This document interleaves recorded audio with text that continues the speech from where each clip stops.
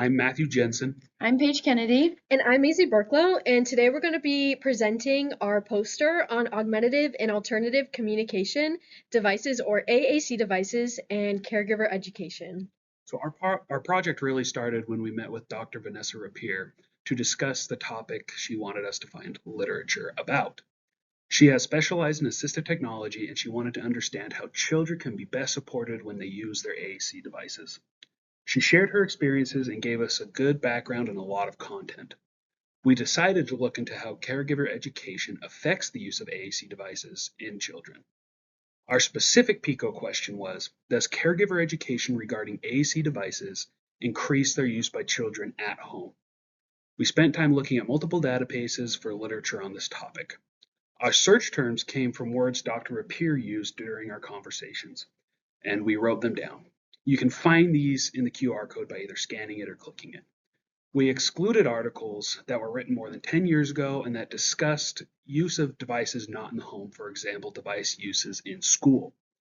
Again, if you want more details about these, our inclusion, exclusion, and our key terms, look in the QR code by either clicking or scanning.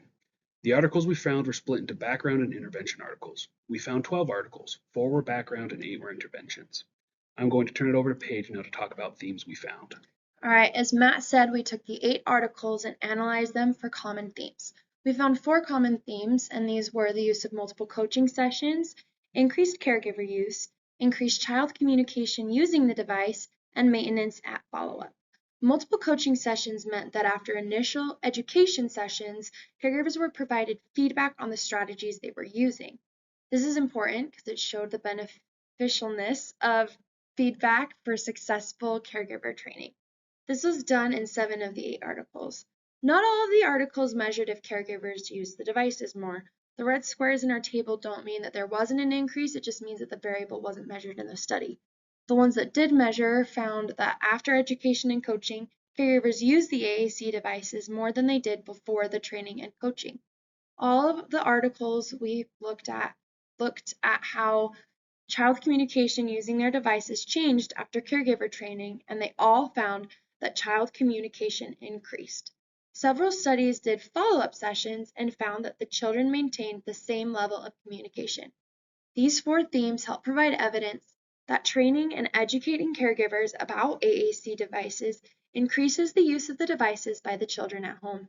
When parents use the device more, the children are more apt to use the device themselves. And when parents feel confident in using the devices, they use them more, and it encourages the children to keep using the device. I'm going to let Maisy talk about what this means for occupational therapists. Occupational therapists have a possibility of working with individuals who use AAC devices. These devices help people communicate with the world around them. With children, AAC devices are particularly beneficial at school, but in order for the devices to be best utilized, the device has to be used in other settings as well. Caregivers can provide that use at home. The findings from the articles we found support caregiver education, and the role of OTs can be to help promote these programs to caregivers. OTs can advocate for training programs and educate caregivers on the importance and benefits of AAC education. Future research could explore socioeconomic supporters and barriers. Longitudinal research could also be done to understand the lasting impact education has on a child's AAC device use. Some of the biggest limitations within the research articles were the sample sizes. The study with the most participants included a sample of only 4 children and parent dyads.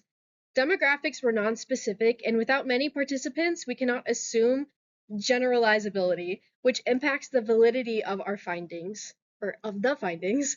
In conclusion, we want to reiterate how the literature demonstrates trends that AAC education programs are beneficial to the parent and child.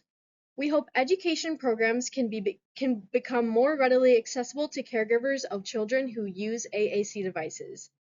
And we want to thank Dr. Sheila Longpre and Dr. Vanessa Rapier for their support with this project. Thank you. Thank you.